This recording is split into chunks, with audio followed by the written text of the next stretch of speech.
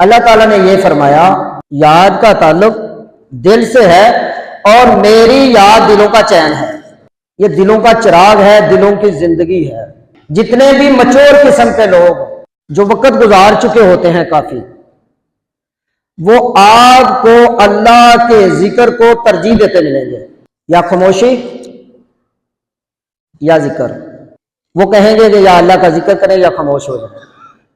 باتیں تو کی جاتی ہیں، کسی کے لیے حجت ہے، کسی کے لیے اس میں نفع ہے، لیکن اللہ کا ذکر ایسی چیز ہے کہ جس کے لیے ہر کسی کے لیے نفع ہے، جس میں ہر کسی کے لیے نفع ہے.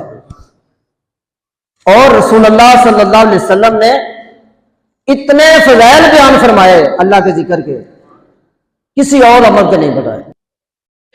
اور یہ دلوں کی حالتوں کو سنوارتا ہے.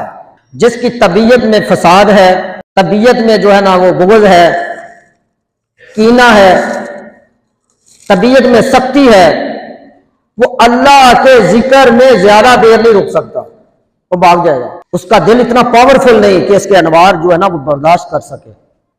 جتنا دل صحت مند ہوگا، توانا ہوگا، اسی قدر اللہ کے ذکر کے انوار کو جذب کرنے کی اس میں صلاحیت زیادہ ہوگی.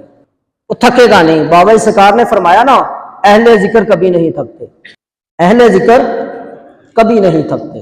ذکر نہ کرنے والے کو مردہ کے ساتھ تشبیہ دی گئی.